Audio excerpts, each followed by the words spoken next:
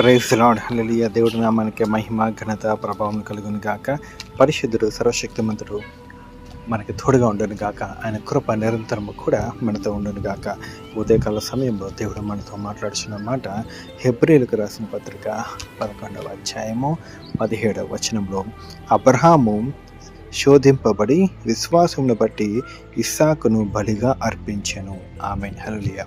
చూడండి, అబ్రహాము శోధింపబడి ఉన్నాడు. ఇక్కడ అబ్రహాము శోధించబడి ఉన్నాడు, బాధపడి ఉన్నాడు, వేదన పడి ఉన్నాడు, కృంగి ఉన్నాడు. అదే రీతిగా విశ్వాసం ఇచ్చున్నాడు. మరి ఇదేంటి? మరి బాధపడటం ఏంటి? శోధించబడటం ఏంటి? మరి విశ్వాసం ఉంచడం ఏంటి అంటే, ఒకటి జ్ఞాపకం చేసుకోండి, అబ్రహాముకి వచ్చిన శ్రమ అంత భయంకరమైనది. ఎందుకు అంత భయంకరమైనది అంటే, అబ్రహాముకి మరి వృద్ధుడైనప్పుడు కలిగిన కుమారుడు ఇస్సాకు.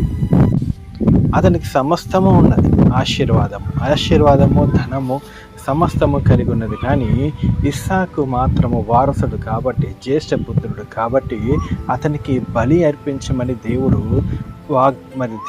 ఆజ్ఞాపించినప్పుడు మరి ఆ బలిని అర్పించడానికి హృదయంలో శోధింపబడి బాధపడి ఉన్నాడు.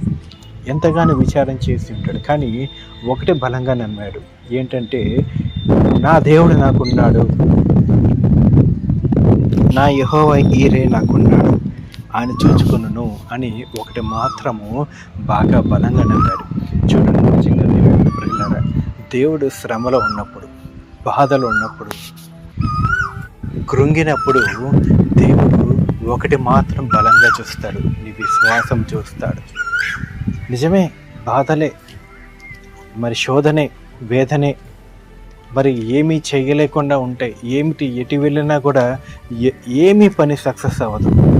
మరి ఎంతో విచారణ, ఎంతో వేదన. కానీ అలాంటి విచారణ, అలాంటి వేదనలో కూడా నీ విశ్వాసాన్ని చూస్తాడు దేవుడు.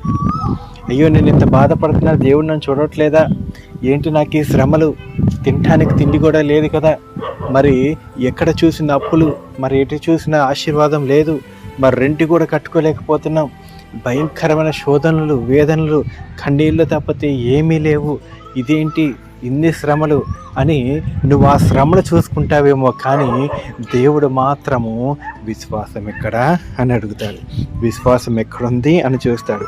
అబ్రహాముని కూడా శోధించింది అందుకే, ఆయన విశ్వాసాన్ని పరీక్షించడానికే అబ్రహాముని శోధించాడు. కానీ ఆయన శోధించబడి కూడా విశ్వాసంలో నెగ్గాడు. ఆయన అబ్రహాము శోధించబడి విశ్వాసంలో నెగ్గాడు కాబట్టి ఇస్సాకుకి మరి బలి అర్పించినప్పుడు అక్కడ యెహోవా ఈరే చూచుకున్నాడు. అక్కడ ఇస్సాకు బదిగా దేవుడు యొక్క గుర్ర పిల్లని అక్కడ ముందుగానే ముళ్ళ పొదల్లో అమర్చి ఉన్నాడు. అది దేవుడు అంటే, అదే దేవుని కార్యం అంటే. ఆ రీతిగా దేవుడు తన బిడ్డలకి, ఎందుకంటే నా దేవుడు శ్రమను కూడా ఎందుకు తీసుకొస్తాడంటే, తండ్రి మీద నీకున్న నమ్మకం, వీరు నా పిల్లలే కదా, ఎంతవరకు వీరు నన్ను నమ్ముతారు అనే రీతిలో మరి శోధనలు వస్తూ ఉంటాయి. మరి శోధనలు వచ్చినప్పుడు ఒకటే, నా దేవుడు నాకున్నాడు, అంతే, నా దేవుడే నాకున్నాడు. అదొక్కటే మనము జ్ఞాపకం చేసుకోవాలి. అదొక్కటే మనము మరి దేవుడి వైపు తిరగాలి. ఆ విశ్వాసంతోనే తిరగాలి. ఆ విశ్వాసమే మనల్ని అద్దరికి చేరుస్తుంది. ఆ విశ్వాసమే మనల్ని సియోనికి చేరుస్తుంది. ఆ విశ్వాసమే మనల్ని నిత్య జీవంలోకి నడిపిస్తుంది. ఆమేన్. హల్లెలూయా. దేవుడి వాక్యం దీవించి ఆశీర్వదించును గాక. ప్రార్థన చేసుకుందాం. పరిశుద్ధుడ, సర్వశక్తిమంతుడ, సర్వాధికారి, రాజా, నీకే వందనము. దేవా, నీకే స్తోత్రం చెల్లిస్తున్నామయ్యా. నిన్న నేడు ఏకరీతికున్న తండ్రి, నీకే వందనాలు, నీకే కృతజ్ఞత ఆశలు చెల్లిస్తున్నాను నా పరమ తండ్రి. అవునయ్యా, నా పరమ తండ్రి, ఎన్నో శ్రమలు వచ్చినాను నా పరమ తండ్రి, ఎన్నిసార్లు శోధింపబడినను నా పరమ తండ్రి. నీ యందు నా పరమ తండ్రి విశ్వాసం బలపరచండి.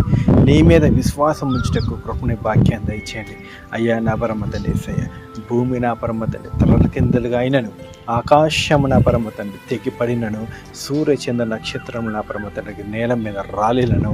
అయ్యా నా పరమ తండ్రి నీ మీద విశ్వాసము అయ్యా బలముగా ఉండటకు, దృఢంగా ఉండటకు కృపని భాగ్యాన్ని దయచేయండి.